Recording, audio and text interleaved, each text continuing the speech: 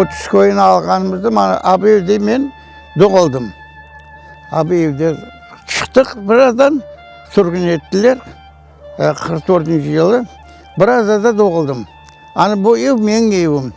Eski kiremitleri daha duruyor. Yarısında Kazaklara yaşay, yarısını biz aldık. Biz yaşayık.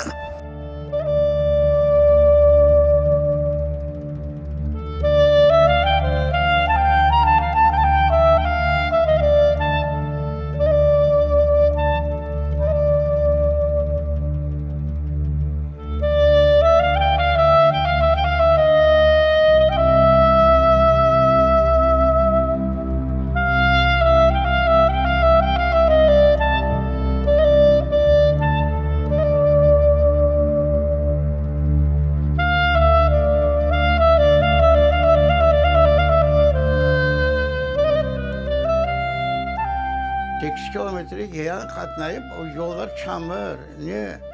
Öyle katlayıp okuyup 9. sınıfları öyle okuduk, Kattamide okuduk. Ondan sonra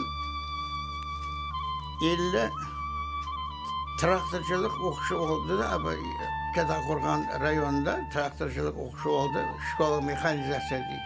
Hani ona girdik, onu bitirdik, onu atlı için bitirdik. O vakitte teknikoma zevrini verip teknikoma girdik. Teknikoma zavuşuna girdik.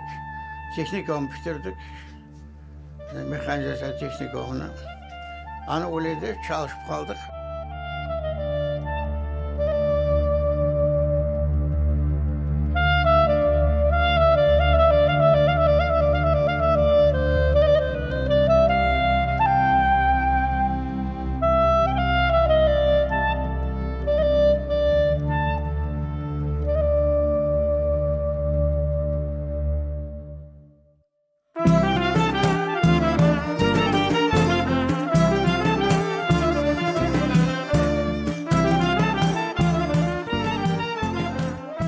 Propiska yok safşem. Ama burada yolun kenarında ne durup zahvat yetip burayı zahvat en 30'un en yaban yeri bura. Salanacak yeri. Burada toprağına aylar da evleri suaylardı adamlar mallarını bakıyorlardı. Burada 30 yerinde olan vaktinde. Ana böyle yere geldik final verecek şimdi. Su, yeraltı suları bunların hepsini bizim halk usilet etti. Direkt gösterdi, başka su gösterdi. Şimdi agrotları yaxşı.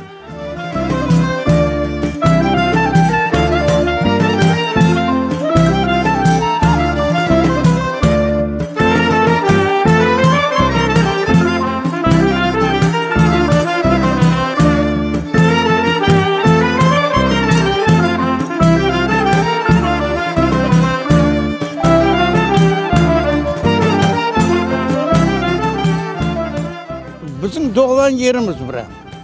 Burada balı çağımız şimdi yaşay. Ana buraya kaçmak için ne kadar sürgünlükte olduk, ne kadar aves ettik. Özümüzün yurtumuza, özümüzün dengimize, özümüzün yağımıza ege olduk.